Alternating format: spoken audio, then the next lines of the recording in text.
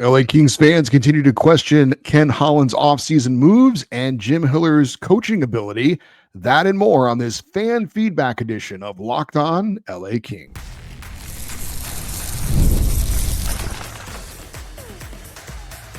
You are Locked On Kings, your daily podcast on the Los Angeles Kings. Part of the Locked On Podcast Network, your team every day. Hey, Kings fans, welcome to Locked On LA Kings, part of the Locked On Podcast Network, your team every day. Thanks for making Locked On LA Kings your first listen every day. We are free and available wherever you get your podcasts and on YouTube. Today's episode is brought to you by FanDuel. Download the FanDuel app by visiting FanDuel.com, and you can win $300 in bonus bets if your first $5 bet wins. I'm Eddie Garcia, your host of Locked On LA Kings. I've worked in sports media for the past 30 years. Also one of the co-hosts of Locked On NHL Game Night, a nightly podcast and YouTube show that wraps up the night in the NHL, and a passionate LA Kings fan for over 30 years. It is time for another LA Kings fan feedback show, your chance to criticize, praise, question, predict, and wonder all about our Los Angeles Kings. And let's get right to it. Our first email comes from Ray in the Valley, San Fernando Valley. He says, formerly Torrance. He says, it's been a while since I've written in. Just want to start by saying thank you for all you do. I've enjoyed watching your coverage every day for the third season in a row. Thank you, Ray. Just a couple of quick blurbs to fire off here. If you said this time last year Corey Perry would be carrying our team, I would have laughed out loud. It's shocking, but true. The Worm has 6 goals in 9 games played. He's even bled and thrown gloves already. What a weird timeline we are living through. Did we upgrade by letting Big Save Dave walk in favor of Forsberg? Willing to give Forsberg more time to prove himself, but as it stands, I think I would rather have paid Rugiet that $2.5 million. Jordan Spence has 5 assists in 5 games. He's currently a +2 in Ottawa. Cody Ceci has 3 points total, and he's a -6. Why does Hiller trust Ceci over Spence again? I agree with your analysis of our power play, just passing around the outside and not looking dangerous. I just see guys standing around passing the puck. I think there needs to be more movement. I'm fairly optimistic and patient when it comes to the Kings. They'll figure it out. It's a long season, and we've made it to the dance 4 years in a row. However, I'm starting to panic looking at how good the Ducks and Kraken are doing this year and wondering if we'll actually make the playoffs. We're not even a wild card at the moment. I've been joking about this, but I'm really looking forward to Ducks versus Oilers in round 1. Would love to get your thoughts on these subjects. Thank you for taking the time to read my feedback. And that was Ray in the Valley. Well, Ray, I would certainly agree with you on Corey Perry. Also crazy that I'm rooting for him openly right now. These are wild times. I thought the Kings needed to upgrade the backup goalie position during the offseason. The market was thin, but I think it's fair to say so far you should be questioning Anton Forsberg. For David Rittich, he's 3-1, 3.01 goals against average, and a .902 save percentage for the Islanders. While Forsberg is 2-2-1, a 3.07 goals against average, and an .892 save percentage, supposedly playing for a better team. And we're paying Forsberg $2.25 million for this year and next year. Rittich has got better numbers, and he's making $1.25 million less, and he's only signed for this year. I have no doubt David Rittich would have re-signed with the Kings for just $1 million. But again, I thought the Kings needed to upgrade at the backup goalie position. I wasn't sure if Anton Forsberg was that or not. So far, I think it's very fair to say that has not worked out, but it is a long season. We'll see how it plays out. As for the Jordan Spence, Cody Ceci thing, that question is not going to be answered until and if the Kings make the playoffs. So honestly, I think you're not wrong with what you're pointing out. The numbers and the facts are the facts, but the move was made to upgrade for the playoffs. Getting bigger, getting stronger, getting more experienced. The Kings feel they've done that. They've done that with Brian Dumoulin and Cody Ceci. The answer to that question, though, will not be answered until and if the Kings get in the playoffs and how those guys do once we get there. And I do get the concern about the Ducks. I don't believe in the Kraken, honestly, but we'll see. They have been a surprise so far this season. Our next email comes from Richard in Northridge. He says, at what point do we as fans need to start rooting for the bottom to fall out on the season? I don't think many fans were too hopeful after the offseason signings, and no one really predicted this roster would make a deep playoff run.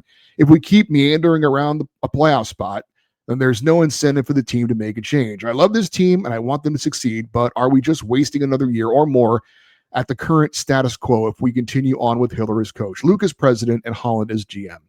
When does it become better to root for our long-term chances and hope for a chance in hope for a change in team leadership? And that was Richard in Northridge. I understand what you're saying, Richard. I just literally, for me, rooting against the team to lose so they can fire a coach or get a better draft pick. I've never been a fan that can do that. Even when the Kings were really bad, I never wanted to. I couldn't root for them to lose. That's not how I'm wired. But I do understand the point you're making. If the Kings miss the playoffs this year, it's hard to imagine that Jim Hiller would remain head coach. And I know Luke Robitaille is very well liked by a lot of people in the organization, including ownership. I would hope that Luke would take a page from Rob Blake and either step aside or resign. You could think what you want about Rob Blake. I thought it was very honorable of him to hold himself accountable and say it's time for someone else to try and get this done. And if this doesn't work, I would hope Luke Robitaille would do the same. These are two guys who are Kings legends, and I believe their feelings about this organization is more than just a job. So I think Rob Blake stepped away because he felt like he needed to be held accountable, and I think Luke Robitaille at some point will need to look in the mirror, and hopefully he'll decide that too, frankly, if the team is not going where it needs to go. Julian Takayama in Alhambra checks in. He says, first time emailer to the show, but an everyday listener. Thank you, Julian. And good to hear from you. I would like to start off by saying how bad the Kings have been. The Kings do not look like the team from last year. So many penalties in the beginning, passes not connecting, the overall game, unpredictable. I just think back to when Ed from Brea said at the start of the season, he predicted the Ducks would be on top and Dostal would be a Vezina finalist. I blame him for putting that evil on us. All joking aside, I'm concerned that if nothing changes, we will be what the Ducks were last year. I know it's still early in the season, and I'm still holding on to hope that they'll turn the season around. But the question is always, when will that be? The positive I see in the team is that Kempe is not letting the contract situation get in the way of his game, and that Scory Perry is having a positive impact on the team. There are moments that I do see the team that I know and love, but those are just moments. Tuesday's game against Winnipeg seemed more like what they truly are. Then they just need to be consistent with the mindset and play a full 60 minutes. I don't know about Anton Forsberg. I have not been impressed. At this point, we should have stayed with Riddick. This email is just me ranting, but I hope we get back to winning. I missed that. I hope all is well with you, Eddie. Hopefully we can meet up at crypto.com arena soon. And that was Julian in Alhambra. Definitely, Julian. Anytime I'm out there, I would love to meet up with any fans like yourself. I think we would feel a lot better about the Kings if they could have followed up that Winnipeg win with another at least really good performance, even if they would have lost in a shootout or something, but played really well. That was really disappointing and concerning. And yes, you're right. It is all Ed and Brea's fault, for sure. Some Kings fans are already asking, who will the Kings' next head coach be? That's next on Locked On LA Kings, your team every day. Let's be real. Making excuses doesn't solve anything. We've all heard them before. It's just stress. I'm tired, or it happens to everyone sometimes. But when it comes to performance, sometimes your body just needs a little extra support. That's where Rugiet comes in. Rugiet.com offers fast-acting, doctor-prescribed treatments for ED designed to help you stop making excuses and start making moves. Rugiet makes it easy to get started. You just connect with a board-certified doctor. It's 100% online, no awkward waiting rooms or in-person appointments. If prescribed, your treatment ships discreetly straight to your door. The process is fast, simple, and private, and it's all handled by real doctors. It's about confidence, connection, and getting back to the moments that matter. Visit Rugiet.com, Rugiet.com/LockedOnNHL. You'll get 15% off your first order. That's Rugiet, Rugiet.com/LockedOnNHL. And don't forget to use the code LockedOnNHL so they know that we sent you. Rugiet, stop making excuses and start making moves. Up next is Frank in Rancho's Palos Verdes. He says, good morning, Mr. Eddie. Tough game to watch last night. Don't want to get too far into the weeds, but this team is very difficult to watch. Forsberg and Ceci are not playing anywhere near their somewhat low expectations, and Holland gave them both way too much money in term as well. Would you not rather have Spence at this point? What is it with the Kings giving up all these talented right-wing defenders and not much in return? Faber, Roy, Gabby, Dursey, Walker, and way back in the day, Larry Murphy. But yet, investing time and money with CC is a good idea, he says sarcastically. The Kings throughout the years have, other than Lombardi, mostly have washed up and inept GMs. Time to move on from both Holland and Hiller. Luke just needs to own up to his two bad hires. One more thing. In the Kings system, are the centers not allowed to score goals? Great workers always take care, and that was Frank in Rancho's Palos Verdes. Yes, I don't think we've talked about this on the show, but for those who haven't noticed, the Kings' four centers, Kopitar, Byfield, Deneau, and Turcotte, have combined for 3 goals, 1 goal at even strength. Ooh. Looking at the right shot defenseman the Kings have traded away, you had Brock Faber for Kevin Fiala. The Kings had a lot of depth on that defensive side, on the right side on defense, so you can understand them moving some of those pieces. You can't play all of them. So moving pieces to try and improve other areas, like Brock Faber for Kevin Fiala. I have no issue with that trade whatsoever. But yes, in the end, the Kings should have more to show for all those players than they have. Matt Roy should never have been allowed to walk for nothing. Dursey was traded for a second-round pick, but that pick was then used in a deal that saw Cal Peterson and Sean Walker sent to Philadelphia. Basically, Gavrikov, Roy, Faber, Dursey, Walker, and Spence have resulted in Kevin Fiala, prospect Jimmy Lombardi, who was a Kings 4th-round pick this year, a 3rd-round pick in 2026, and a 6th-round pick in 2026. So, yes, all of those young, talented, right shot defensemen should have equated to more than just that. Brian in Huntington Beach says, it seems like the Kings are just another team. Yes, they may be good enough to make the playoffs, but are no serious threat to contend for the cup. I really believe a coaching change, a new voice is what is needed to fire up this team. Nothing against Jim Hiller, but him or his system are not inspiring players to play their best each and every game. As for Kempe, I have to believe Ken Holland understands what kind of salary a player like Kempe should earn. Do you think the holdup is due to ownership not wanting to pay up? Thank you for everything you do for the Kings fans around the world. Go Kings, go. And that was Brian in Huntington Beach. I do not think the issue is ownership not wanting to pay up. While Kings ownership, you can question how demanding they are of people in the organization. They've never been cheap. They have paid for players and coaches.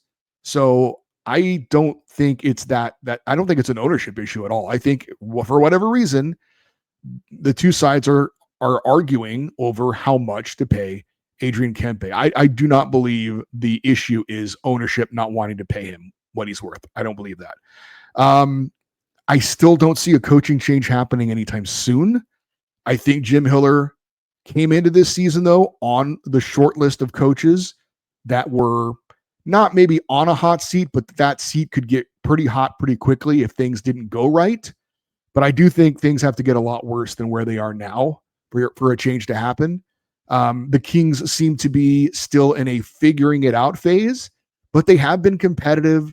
And while they are competitive, I don't see any change happening anytime soon. But one really bad stretch of games could change that in a hurry. Rick in San Pedro, one of my neighbors here, not literally, but kind of. He says, please forgive me for not listening to your podcast after the Panthers game. I watched the game, read the Kings insider summary and a bunch of blog posts, and went for a jog in the marina this morning to think about life and our Kings. My conclusion, it's time for Hiller to go. He's just not getting enough out of the talent we have, and he's clearly run out of experience and ideas about how to lead a Stanley Cup-worthy hockey team. Sure, the team will have some better days and weeks even if he stays, but he's not the person for the job. And it would be great for this to happen now and not wait until the end of the road trip.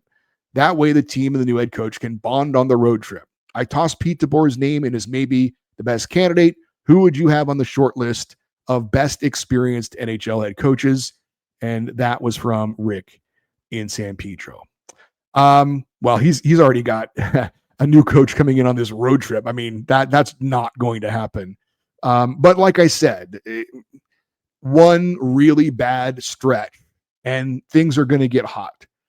But to answer your question, I think there are two clear coaching candidates that fit what the Kings would be looking for if they were looking to make a coaching change. You mentioned Pete DeBoer. He's one of them. I think the other one is Peter Laviolette. Laviolette's won a Stanley Cup in Carolina. He's taken 2 other teams to the finals, and the Flyers and the Predators.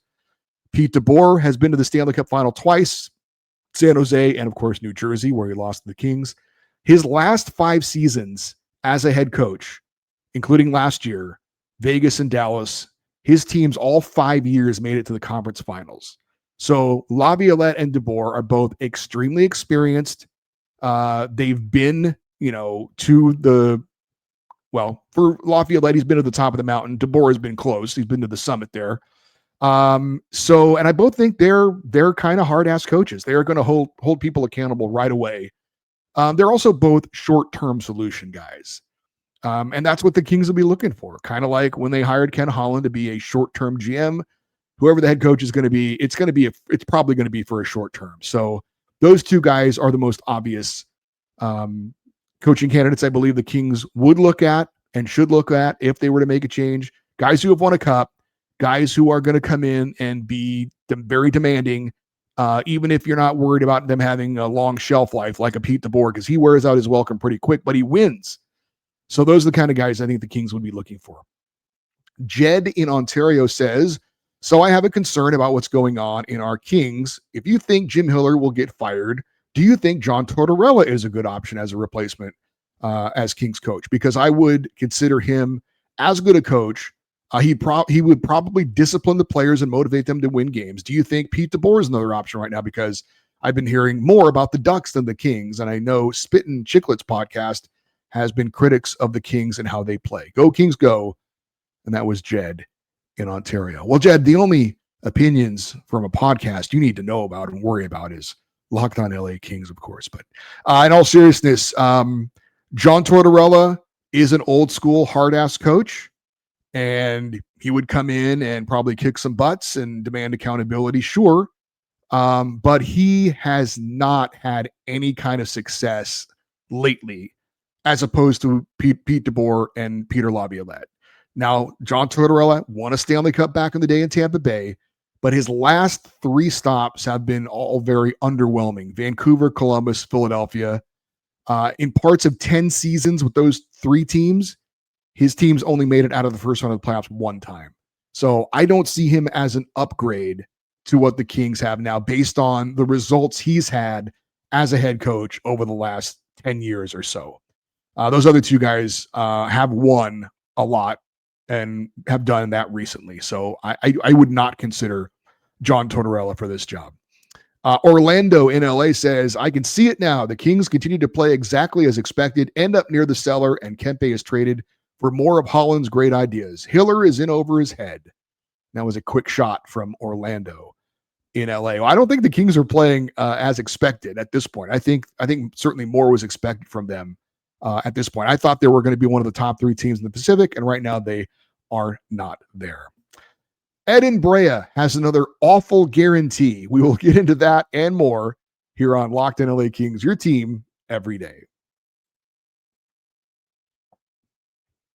The NBA is back, and there's no better place to get in on the action than FanDuel, the official sports betting partner of the NBA. Even if you miss the start of a game or you want to ride the hot hand, FanDuel has live bets on everything from who will score next to fourth quarter comebacks. Plus, you can even combine your live bets into a same-game parlay for a shot at a bigger payout. It keeps every game more exciting, especially when your team's making that late push. Right now, FanDuel is giving new customers $300 in bonus bets when your first $5 bet wins. So head to FanDuel.com to sign up and play your game with FanDuel, the official sports betting partner of the NBA. Andy in Guelph, Ontario checking in. He says, firstly, to any Dodgers fans listening to the pod, congrats. Don't allow a few sour fans to color your impression of Jays fans. The better team did win because you got 4 wins and we got 3. I'm just grateful the Jays are relevant and gave it their all. So close, could have gone either way. I will say watching Kike Hernandez act like a wannabe WWE wrestler on the parade day was unfortunate. As a Kings fan, I would hope our players wouldn't do that in a speech or parade. As for the Kings, I mean, yikes. They clearly can compete with anyone and then just flat. Something needs to shift, and soon. The Oilers are the same as us, but I have more confidence in them coming out of it than us. I still hope we're going to be okay, but who knows? I'll be at the game in Toronto on November 13th and Dustin Brown's Guelph Storm jersey retirement on November 22nd. Go Kings go. And that was Andy in Guelph. Yeah, I was, that World Series was amazing. It really was. I was rooting for the Dodgers because I was rooting for the local team, and I have a lot of Dodger friends who were, I want to see them happy. I'm pretty casual as a baseball fan at this point. I thought that Game 7 was one of the most dramatic, amazing sporting events I've ever seen. Heartbreaking for the Blue Jays, but I mean, you can't have an all-time great series if you don't have two great teams. And congrats to the Blue Jays on a great season, a great postseason. And boy, I know that's got to be hard for our Blue Jays and Kings fans out there to be literally that close to winning on that play at the plate and coming up short. But man, that was a hell of a series and a hell of a game. Yes, Edmonton doing their typical fart around for the first half of the season. I'm sure they'll be a pain in the ass in the playoffs once it gets there. But Andy, I hope you have a great time seeing the Kings play the Maple Leafs coming up next week. I very much hope you see a win, and also very cool about Dustin Brown's jersey retirement for his junior team, and very cool that you're going to be there to see that. So I'd love to hear any moments from that. If you could share that with us in an email coming up. Cassan in Westwood checks in. He says, sorry, it's been a while since I've been able to email the show. To be honest, I was so focused on the Dodgers World Series run, I hadn't paid as much attention to the Kings as I would have liked. That being said, I went to the game on Thursday against the Panthers, and I am very concerned with the level of play from the Kings that I witnessed. They botched plays behind the net from Forsberg. That just can't happen. I agree with your take about the video, or the recap video. The Kings need to end the 5-forward power play unit. Giving up 2 shorthanded opportunities with a conceded goal is unacceptable for an NHL team with playoff aspirations. I wonder if the fans are starting to get fed up with the level of play from the team. To end the game, there were very loud Fire Hiller chants coming from the 300 level. Thank you for your time and your coverage of the team. Go Kings go. P.S. Will you be at SoFi Stadium this weekend waving your terrible towel as the Bolts take on the Steelers?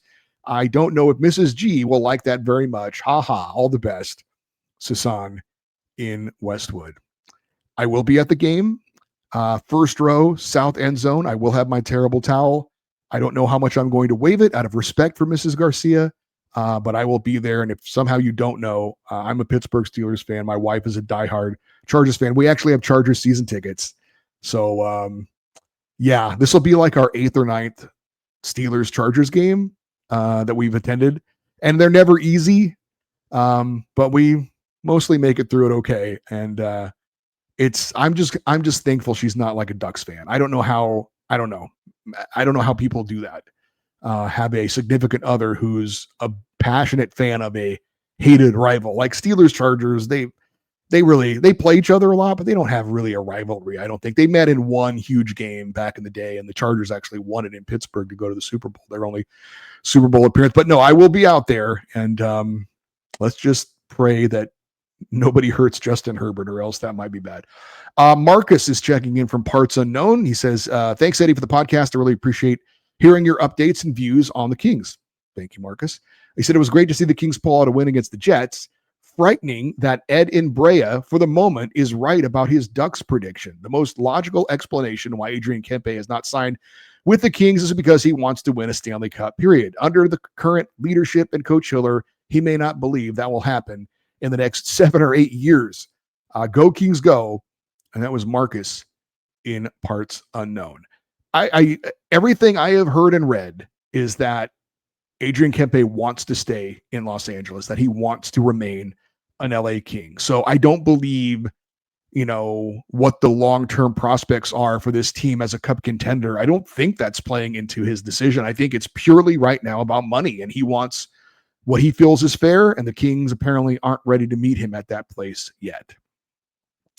Ed in Brea checks in. He says, first off, our Super Bowl guaranteed winning Chargers face your Steelers on Sunday. Guaranteed 41-3 victory for the Chargers. Terrible prediction. Terrible guarantee. Never going to happen. He says, as I feared, the hockey apocalypse is upon us as Kings fans. And then he goes into this big Ducks diatribe, which I am not going to read, but you can you can imagine what he says. Also, he says, I'm starting to question Jim Hiller. Why not start Darcy Kemper, who had a nice shutout against the defending champs, versus Bobrovsky, a Hall of Fame goalie, two-time champ? We have to compete with our best against their best. Also, looks like Kempe and others are getting frustrated as I saw him angry and smashing his stick on the bench, showing the squad is losing trust in our coaches. As of now, it just is disappointing to see the team sinking to the bottom. Congrats to Kempe on 200 goals, Doughty on the all-time goal leader for Kings defensemen, and the Dodgers winning the World Series despite me guaranteeing them losing it. Hope to see you on Sunday. Go Kings go. And that was Ed in Brea. Just because a player shows frustration on the bench doesn't mean they've lost trust in the coaches. It could be because they're just frustrated with something that happened the last time they were on the ice, things like that. That happens often. And I wouldn't read too much into that necessarily. That said, what is the level of trust that the Kings players have in Jim Hiller at this point? It's a legitimate question after what happened in the playoffs. I can understand them wanting to believe in Jim Hiller, but probably having questions in their own minds whether he's the guy to get it done or not. So, and Ed also wanted to bet on the Chargers-Steeler game. So, if the Steelers win, I want to see you in a Steelers hat, picture of you in a Steelers hat. If the Chargers win, I'll take a picture of me in a Chargers hat. We're going to close it out with a rain report from our guy Don in the San Fernando Valley. He is going to quickly update us on the last 3 games for the Kings AHL affiliate, the Ontario Reign. He says the Reign get 2 wins sandwiched around a loss. On October 31st, Halloween party for the Reign and a nightmare for the Barracuda from San Jose, 6-1 win for Ontario. Eric Portillo outplayed his counterpart at the end of the ice and his replacement as well. The offense came alive and attacked in waves at times, the best offensive performance of the year for this team. Cohen Ziemer had 2 primary assists for his first pro points and was selected the number 3 star. Angus Booth was quite active offensively and got an assist. Kenny Connors, another solid 2-way game, scored an unassisted goal, his first scorer as a pro. Jakub Dvorak got in on the action and scored his first as well. He's playing and showing steady growth. Both Jack Hughes and Otto Jamson scored goals. They are both showing game-by-game improvement. Eric Portillo is looking great. He stopped 36 out of 37 shots. His save percentage is climbing, and his goals against average is falling. On November 1st, right after Halloween night, the team looked flat. On Saturday, losing 4-2. Phoenix Copley was in goal. He was not particularly sharp. At least one of the 4 goals he let in was a softie. Opposing goalie was very good and clearly outplayed Copley. Big minus players were Akil Thomas -3, Andre Lee -2, and Sam Bolduc -2. And on November 4th, the team checked pretty well, but started slow offensively, getting outshot badly early on. They picked up the pace later in the game in a 2-1 overtime victory. Eric Portillo was outstanding once again, stopping 26 of 27 shots, including some tough ones. He was a rock with only one exception. Only goal scored on Portillo was a mental mistake that he made midway through the third period. He went behind the net to clear the puck and whacked it to the sideboards. Unfortunately, it ended up going straight to an opposing player who immediately fired it into the net, just as Portillo was scrambling to get back in. Oops. Hero of the game was Akil Thomas, making up for his bad play on Saturday. He scored the first of the Reign's 2 goals and assisted on the game winner in overtime. Both Cohen Ziemer and Angus Booth sat out this game. Kyle Burrows cleared waivers, shocked no one, and in his first game with the Reign was partnered with Kirill Kursanov on the second pairing. They played well overall. The Reign are primarily a checking team with a lot of good 2-way players, but no one on the entire team is a point-a-game pace after 10 games played. Top scorers among our main prospects currently, Akil Thomas and Andre Lee with 7 points each, Francesco Pinelli with 6, and Otto Jamson and Kenny Connors each with 4 points. The Ontario Reign enter Friday with a 6-3-1 record. They're in San Diego to take on the Gulls on Friday. Saturday, they'll host San Diego. They also have upcoming games on the road in Calgary on Tuesday and Wednesday. And thanks once again to our guy, Don, in the San Fernando Valley for his good work in updating us on what's going on with the Ontario Reign. And thank you to everyone who took the time to email this week. This show is literally not possible without your participation. Our next show will be following the Kings-Penguins game on Sunday afternoon as the Kings start a big 6-game road trip. They've been really good on the road so far this year. Let us hope that continues. If you ever want to email the show for a feedback show or for any other reason, the email address is lockedoneddie@gmail.com, EDDIE. And as always, you can leave your comments if you're watching on YouTube in the comments section. We appreciate that. We would love for you to stay interactive with the show on social media, X, Twitter, Instagram, TikTok. We are at Locked On LA Kings. And if you would like extra Kings coverage, you need to send an email to lakingsextra@gmail.com. We'll give you all of that information. I'm Eddie Garcia. Thank you for listening and watching Locked On LA Kings, part of the Locked On Podcast Network, your team every day. Have a great weekend. We'll talk to you next time. And as always, go Kings, go.